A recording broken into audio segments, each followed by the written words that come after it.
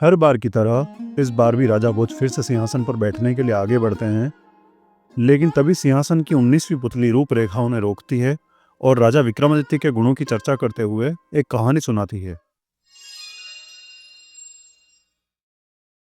एक समय की बात है, राजा विक्रमादित्य के दरबार में दो तपस्वी अपने सवाल लेकर आए।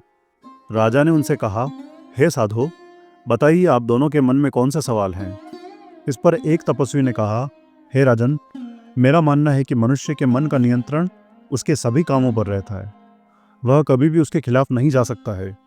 जबकि साथ आए दूसरे तपस्वी ने कहा, नहीं राजन, मेरा मानना है कि मनुष्य का ज्ञान ही उसके सभी कामों को नियंत्रित करता है और मन भी ज्ञान के अनुसार ही चलता है। राजा विक्रमादित्य ने दोनों तपस्वियों की बातें सुनी और उन्हें कुछ दिन बाद दरबार में आने को कहा। तपस्वियों के जाने के बाद राजा विक्रमादित्य दोनों सवालों के बारे में सोचने लगे और उन्हें ये सवाल बड़े अटपटे लगे। एक पल के लिए उन्होंने सोचा कि पहले तपस्वी का कथन सही है, मन सच में चंचल होता है और इंसान उसके वश में आसानी से आ जाता है। दूसरे ही पल राजा ने ज्ञान के बारे में सोचा। उन्हें लगा कि दूसरे तपस्वी की बातें भी सही है, इंसान अपने मन की करने से पहले जरूर सोचता है और तभी निर्णय लेता है। ऐसे तो ज्ञान मन से ज़्यादा प्रभावी है।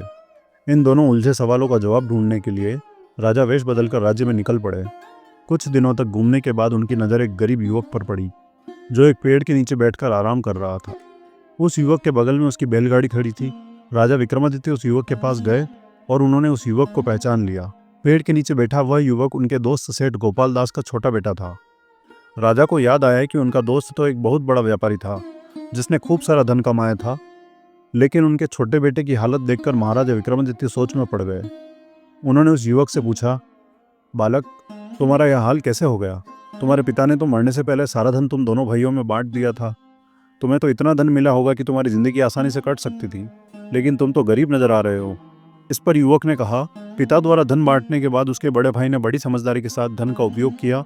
उसने अपने मन की चंचलता को शांत रखकर जरूरतों के हिसाब से पैसे खर्च किए, साथ ही दिन रात मेहनत की और अपने व्यापार को आगे बढ़ाया।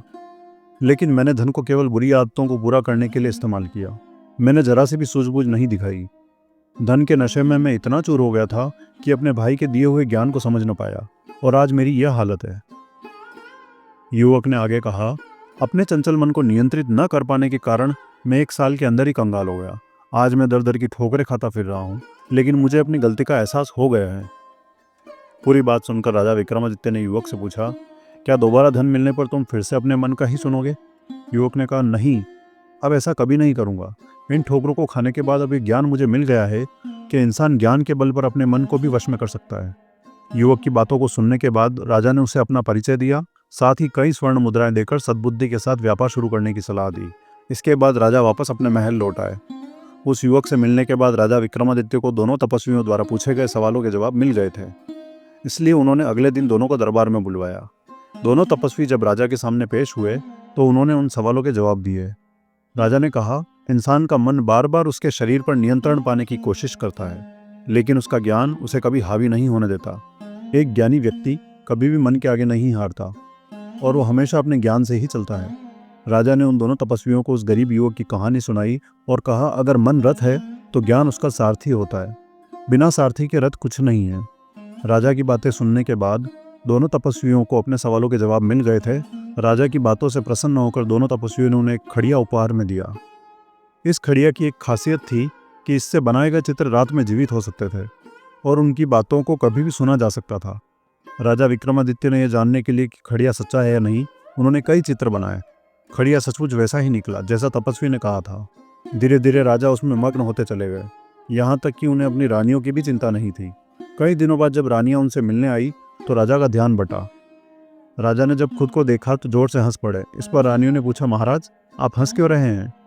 तब राजा ने कहा, दूसरों को शिक्षा देने वाला मैं खुद भी मन के आगे विवश हो गया, लेकिन अब मुझे अपने कर्तव्य का पूरा ज्ञान है। इस कहानी को सुनाने के बाद 19वीं पुतली रूपरेखा राजा भोज से कहती है, अगर तुम्हारे पास भी राजा विक्रमादित्य जैसी काबिलियत है तो सिंहासन पर बैठने के लिए आगे बढ़ना। इतना कहकर पुतली सिंहासन में पुनः समा गई और राजा भोज भी वहां से चले जाते हैं।